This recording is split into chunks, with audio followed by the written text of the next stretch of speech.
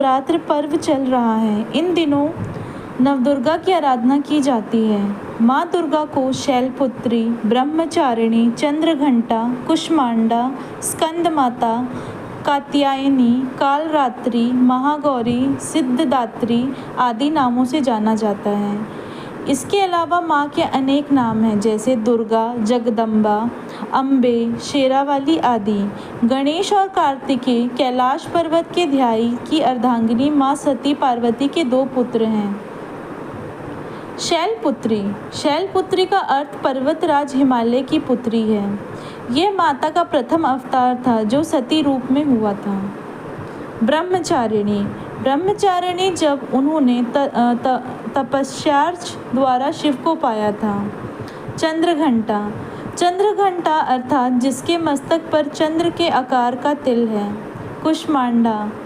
ब्रह्मांड को उत्पन्न करने की शक्ति प्राप्त करने के बाद उन्हें कुष्मांडा कहा जाने लगा। स्कंद माता। उनके पुत्र कार्तिकेय का नाम स्कंद भी है, इसलिए वह स्कंद माता भी कहलाती हैं। कात्यायनी।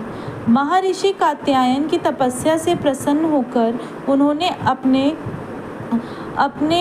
पुत्री के रूप में जन्म लिया था, इसलिए वे कात्यायनी कहलाती हैं। कालरात्रि। माँ पार्वती काल अर्थात हर तरह के संकट का नाश करने वाली हैं, इसीलिए कालरात्रि कहलाती हैं। महागौरी।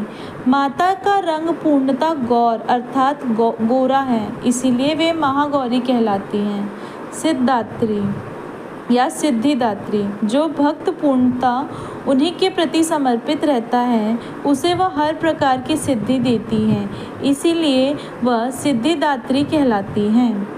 हमने अभी माँ के 9 रूपों के बारे में सुना।